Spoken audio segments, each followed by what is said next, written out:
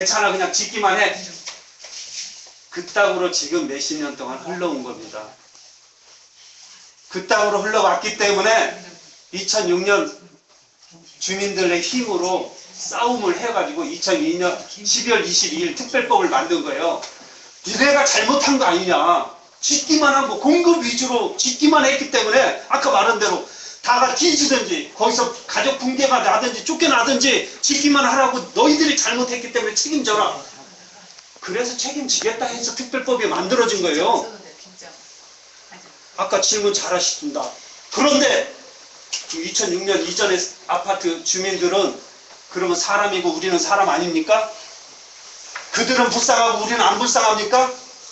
왜 차별을 둬요? 너무 억울하잖아요. 있을 수가 없잖아요. 우리 어르신들 진짜 어디 갑니까? 싸워야죠. 싸워야죠. 임대사업자 그렇다고 그놈들이 국가의 세금만 먹은 게 아니에요. 임대사업자만 먹은 게 아니라고요. 지난번에도 와서 말했지만 군산 지역의 건설사 사장이 떳떳하게 이야기해 내 돈 안 먹은 놈 없다고요. 건설원가 부풀립니다. 건설원가 부풀린 게 뭐가 중요하냐면요. 여러분들이 아파트를 짓는데 원래는 이 아파트를 대충 그래 2천만 원 들었다 그러면 이 아파트 4천만 원 들었다고 신고를 하는 거예요. 건설원가 신고를 하는 거예요. 시청에. 왜 그렇게 부풀려서 신고하냐면요. 임대아파트는 세금이 들어가기 때문에 건설원가를 신고토록 돼 있고요. 임대보증금을 임대주택법에 나와 있는 산술 공식에 의해서 받도록 돼 있어요. 근데 부풀리는 거예요. 왜 부풀리냐면 부풀려야 그거에 부풀린 건설원가 반절 50% 내로 여러분들의 임대보증금이 책정이 되고요. 국민주택 기금이 대출이 돼요. 그러니까 어떨까요? 부풀리려고 혈안이 됐겠죠. 그 부풀린 건설 원가 때문에 여러분이 지금 이 지경에 처하게 되는 거예요. 제대로 건설 원가를 평가만 했으면 전주시에 묻는 겁니다. 전주시가 제대로 이 아파트의 건설 원가를 평가했으면 그리고 제대로 이 임대 아파트의 관리 감독의 책임은 전주시가 있거든요. 임대료 5% 이상 못 올리고 그것도 물가 상승률만큼 그렇게 관리를 했다 그러면 이 처지에 있을 수가 없어요. 책임을 물어야죠.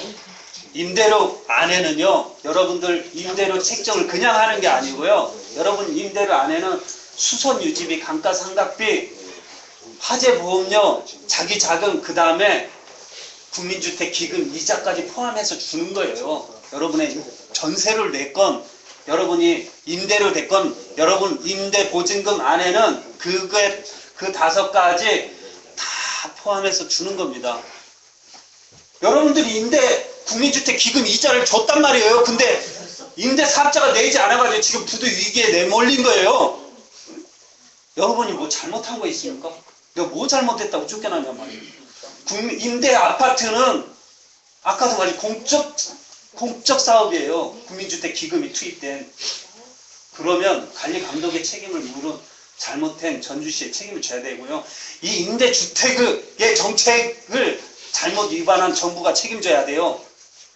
그런데 너무도 억울한 건 2006년도에 책임져가지고 다 해줬잖아요. 근데 여러분도 해줘야 맞아요. 당연한 거 아니에요? 작년도에 개정해서 또 강주시에서 국회의원이 나서가지고 자기 지역구 그 부대임대 아파트 있으니까 개정했어요. 우리 전주에는 그런 사람도 하나도 없어. 내 말이 그래요. 이 개씨. 왜? 와야 될 거 아니에요. 자기가 목숨 걸고 해야 될 거 아니에요. 다른 것도 아니고 우리가 사업하다 돈 띄는 거 아니잖아요. 우리는 안 했냐 여기? 내가 할게. 여러분들이 다 젊으신 분 아니잖아요. 좀 젊으신 분들은 뭐 내란 때지만 1,000만 원, 2천만 원 그렇다 쳐요. 우리 어르신들이 평생에 여기 아니면 갈 데 없는 분들이 어디 가라고 이런 일에 안 나서냐고요. 나쁜 시기들이 왜 다른 국회의원을 하는지 지는 안 해. 광양에 있는 그 의원이 누구라고 말 안 하겠지만 하여튼 특별법 만들었고요. 임대주택법도 계속 개정했어요. 자기 지역구를 위해서. 한단 말이에요. 국회의원을 왜 뽑냐면은 그거 하라고 뽑는 거예요. 와서 동창회 와서 자기 인사하라고 뽑는 게 아니고 법 개정하고 법 제정하고 법 개정하라고. 더군다나 생존권이 달린 이런 문제에 등한시한다는 거는 용납할 수가 없습니다. 애쓴다, 애쓰고 있다, 최선을 다하겠다 그딴 소리 하지 말고요. 해내라고 하세요. 반드시 여러분들 임대보증금 할 수 있고요.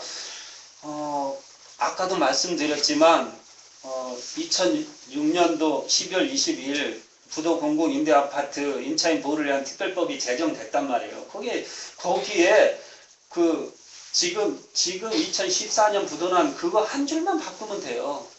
그거 아무것도 아니에요. 할 수 있습니다. 그리고 전국적으로 해도요.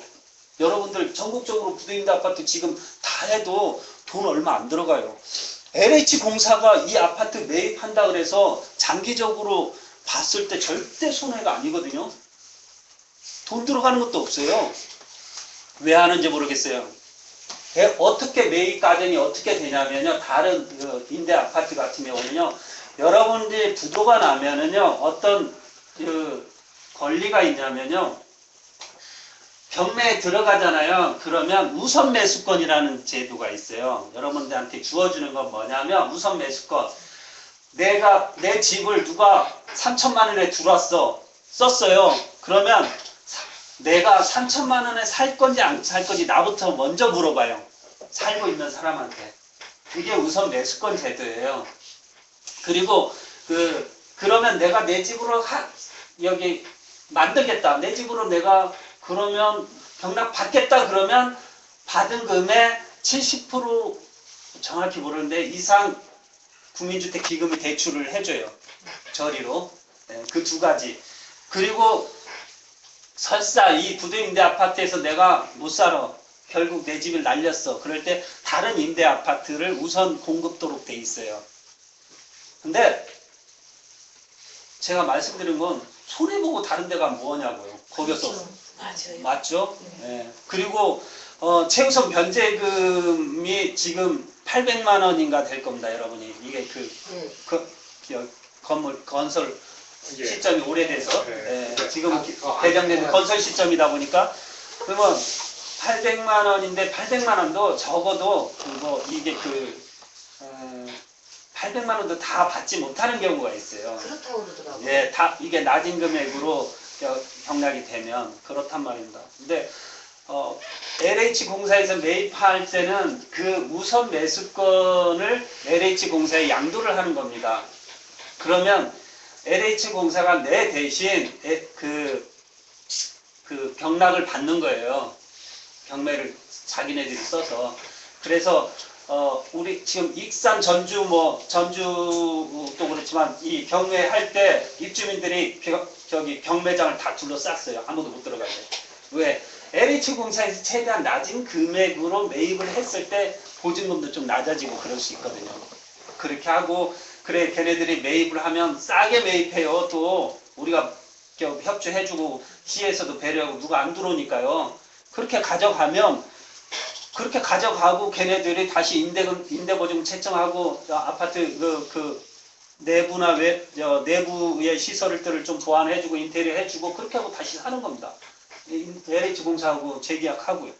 그리고 여러분들 살고 싶은 만큼 평생 사시다가 가시면 되는 거거든요. 우리 어르신들은 한 100세까지 사시다가 걱정 없이. 그리고 거기에는 LH공사에서 다시 사업을 시작할 경우는 우리가 또 보증금 다 없고 다시 새로 써야 된다고요. 계약서를. 그렇죠? 아니요. 내 보증금 다 보장되는 거예요. 다 보장이 받을 수 있다고? 그럼요. 아닐 텐데. 아니요. 단 10원의 보증금 손해 없어요. 아니, 있을 수가 없죠. 그럼요. 제가 특별법 만들 때 제가 또 자랑질이지만 마지막 문구 하나까지 제 손으로 다 써서 만들었어요. 근데 제가 담당자를 담당자하고 통화를 했는데요. 부천 담당자하고 통화를 했는데 부천 담당자님이 주택공사 담당자한테 전화를 해서 물어봤더니 LH공사에서 이걸 경매로 가져갔을 경우는 전에 들어갔던 보증금이 제로가 된 상태에서 그러니까 제로에서 시작한다고? 다시 계약을 맺어야 한다고 저는 그렇게 들었어요. 그래서 아 그러면 예. 그러면 이건 보호법이 아니죠. 예. 이걸 그대로 승계를 해서 가져가야 그게 예. 보호법이지. 그렇지 않고 예. 옮겨버리고 다시 LH공사에서 싸게 임대를 준다고 해도 그게 싸게 싼 게 아니죠. 자, 돈이 예. 떨어나가 버리면 보증금이 떨어나가 버리면 LH공사에서 인수를 하잖아요. 그러면 LH공사하고 이제 재계약을 할 건지 안 할지는 내가 선택을 하는 거예요. 임대 보증금을 받고 나갈 건지, 임대 보증금을 갖고 재계약을 할 건지. 근데 LH공사하고는 그 임대 보증금이 틀려요. 달라요. 왜냐면 내가 전세로 사는 분도 있을 거 아니에요. 근데 LH공사에서는 전세가 없어요. 실례로 네. 부양 하나로 네. 부양 하나로 제가 저 군산에 있는데 거기도 설명을 하면 전세 1,700인가 됐어요. 예? 근데 얼마에 계약을 하냐면 800에 5만 원인가 또 뭐 아파트마다 좀 다른데 그 정도의 계약을 해요. 그리고 나머지 돈은 내줘요? 아니요. 그러니까 그건 자기가 선택을 해요. 내가 그거를 받고 1년인가 2년 제가 정확히 모르는데 2년 동안 그냥 그대로 가요. 전세 1,500원 그걸로 계약서를 써요. 1년인가 2년은 그대로 하든지 아니면 재계약으로 나머지 자기 돈 걷고 재계약을 바꾸든지 그렇게 하시면 돼요.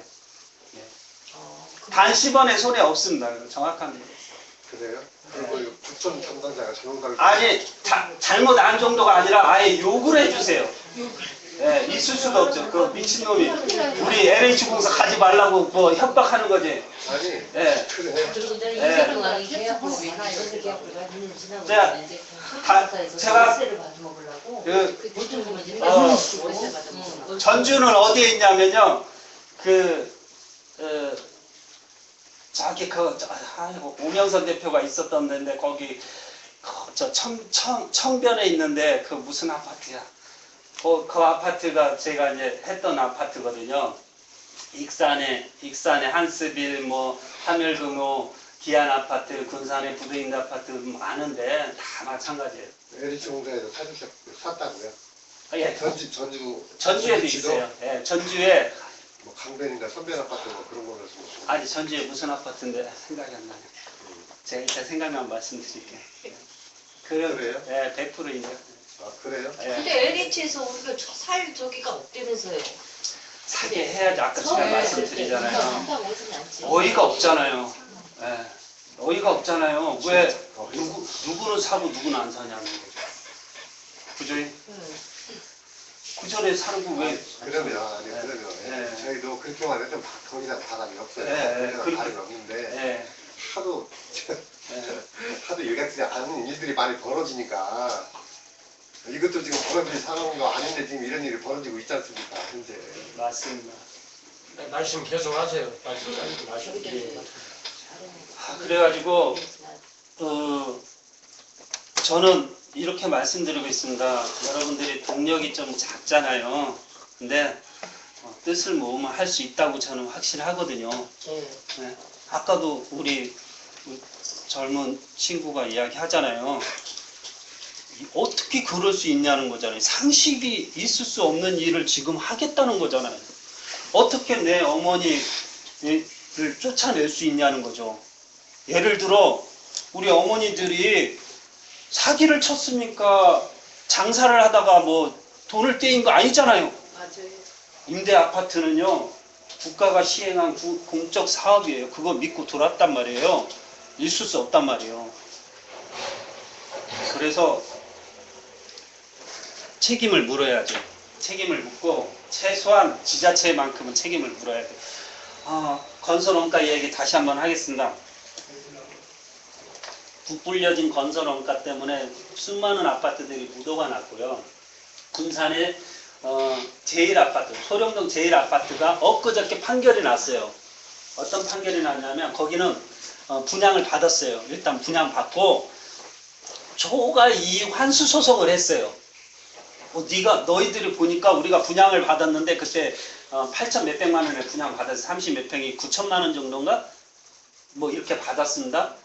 9,200~300인가 받았는데 그거 너무 많이 준 것 같다. 왜? 아까 맞지?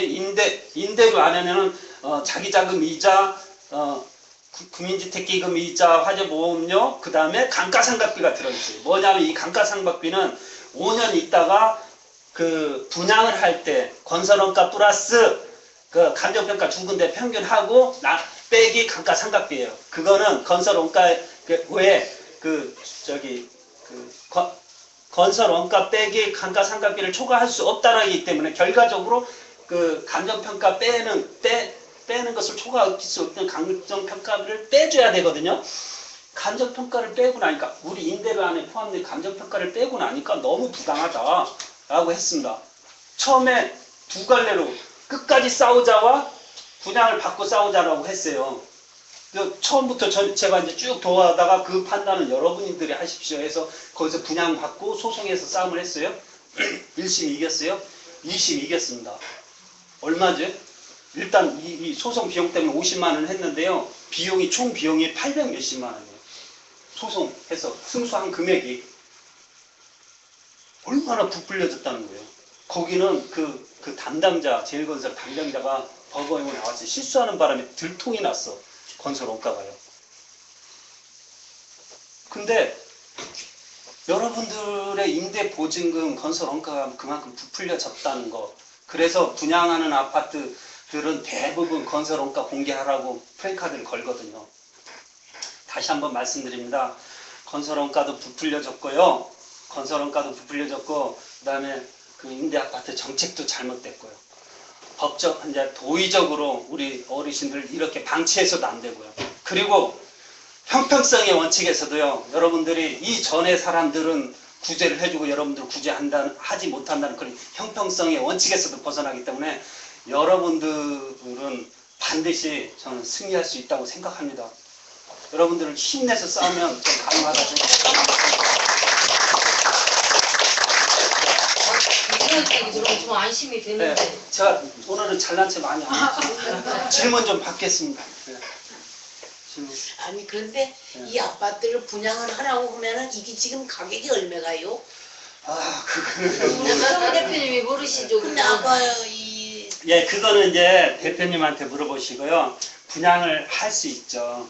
분양을 하시든 LH공사든 여러분들의 권리입니다. 그거는 여러분들이 누릴 수 있는 권리인데 우리가 화나는 건 아까 말했잖아요. 건설원가만 부풀려지지 않았으면 적법하게 분양받죠. 여러분들이 한번 생각해봐요. 여러분 낸 임대료 정도에 분양받을 수 있다 그러면 다 받으셔야 맞은 거 아니에요? 근데 너무 비싸니까 문제는 거 아니에요.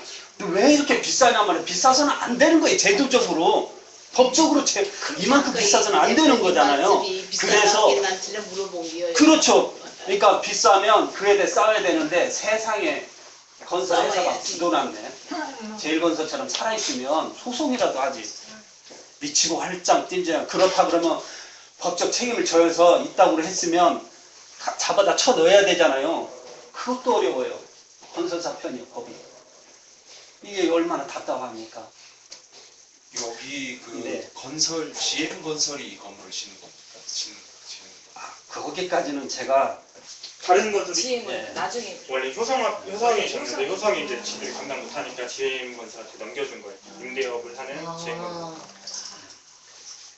그런데 결국 효성도 그렇게 그런 근데 효성은 사실 지금 엄청난 대기업이잖아요. 그 아파트 가지고 있으면 괜찮은데 넘겨줬대.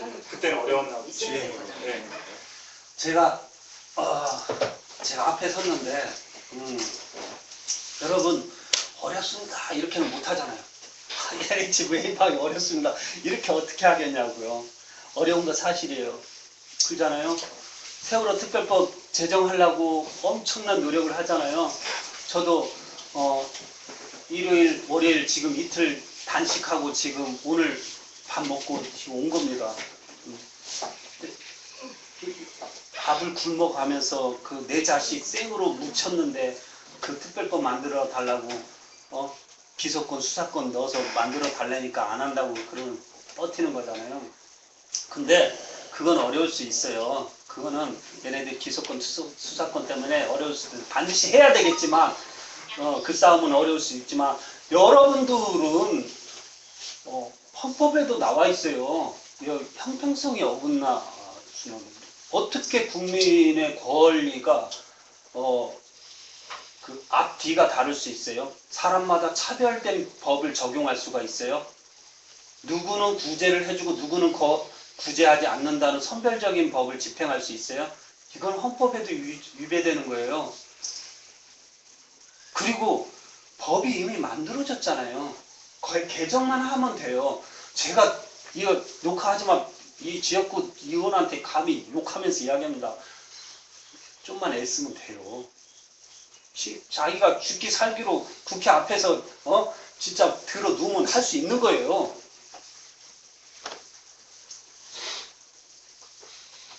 저는 할 수 있다고 생각합니다. 단 힘드시더라도 힘을 모으셔야 돼요. 무엇인가 예를 들어 아이고 먹고 살만하네, 조용하네. 돈 벌러 간다고 나가고 뭐하러 간다고 나가고. 예, 그러긴 하지만 잘안 하고 이거 시간 조금씩 내셔서 표현을 하셔야죠. 그래야 저들이 알죠. 나 힘들다고 알려야 되고요. 그렇지 않을 경우 죽기 살기로 싸우겠다라는 모습을 보여줘야죠. 그래야 됩니다. 저는 가는 데마다 이야기합니다. 억울하잖아요. 답답하잖아요. 설사 내가 이 일을 당하고 넘어가더라도 우리가 후회하는 일 중에 뭐가 있는 줄 아세요? 내가 그때 한마디라도 할 걸.